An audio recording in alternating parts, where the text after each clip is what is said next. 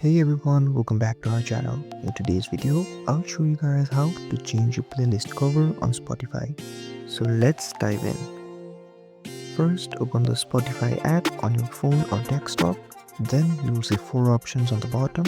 Go ahead and tap on your library. Then tap on the playlist you want to edit. And here tap on the 3 dots. Here you'll see many options. Go ahead and tap on edit playlist or create cover art.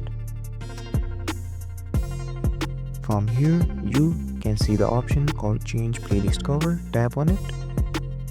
Then from here you can change your cover by either creating cover art or just changing it from your gallery.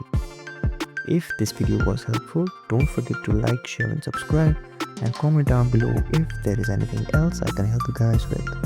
Thank you so much for watching, and I'll see you guys next time.